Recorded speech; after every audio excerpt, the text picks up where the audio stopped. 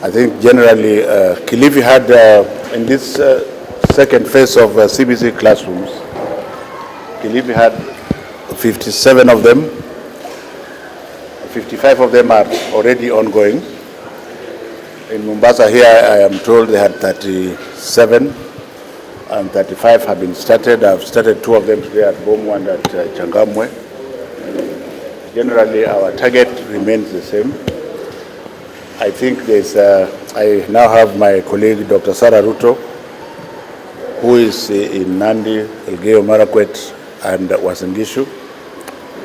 And there are other officers across the country doing the same job. I don't have reason to complain. I think we are on track, and our default date is, of course, the 9th of August, which is next month. I think if we maintain the same momentum, we shall have completed most of the 3,500. During this weekend, we are going to commission about 10 classrooms in Nandi, in Migori and Homa Bay, and other places. So from the point of view of continuing to work as a professional, I would like the busybodies to leave me alone. I didn't ask for a job, I was given a job, and that job has to be done. There is no way government can give teachers 60%, but you see now, I'm talking as a spectator. That question should be directed to Dr. Nancy Macharia and the Chair of Teacher Service Commission. Teachers are, of course, entitled to increment of salaries. But in the whole of this continent, there's no government that is spending more money in education than ours.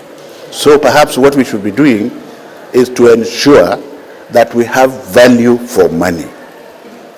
Now, what you must also understand is that corruption we have in this country is total corruption involving total collusion. Are we together? So in order to break it, you can't break it when you are smiling. That's why you don't see my teeth. You start by not trusting anybody, and secondly, you go and verify what you have told has been done. And for those who have followed me, they are doing extremely well. And you've seen now, we are already launching classrooms in under 3 weeks. In some places, we are just laying foundation stones. But if the time comes and we have not completed, we should be able to say this is what we have been able to do. The teachers that are going to teach in grade 7 have already been trained. They have already been trained, including the ones for grade 8. The problem that keeps coming from you people is that, what about the teachers who would have taught grade 7? I have told you that we are normalizing in January. It doesn't matter who takes over. We shall normalize, because the children are over 10 million. We shall normalize in January. Once that normalization is done, we shall then train the teachers for grade 7 in the school-based programs. Are we together? So there is actually no crisis. But if you want a more authoritative and authentic statement, I cannot speak for Teacher Service Commission. I have been assured, and I have also confirmed by checking and attending those training sessions, that as we go to January, my predecessor will not have to worry about teachers. What is giving me sleepless nights is the physical infrastructure. But don't you think we have tried? Secondly, whoever is taking over from me must continue to build these classrooms properly with the same energy and trajectory, so that we are good to go. I ensured that all money that was leaking from Jogo House stopped leaking. All money that was leaking from there stopped leaking. I also learned how people used to create phantom manners in which perhaps you say you have bought food, you go to the teacher says yes, the food was bought. You go to procurement, they say the food was bought. You go to the child, no food was eaten. So we have sealed that gap.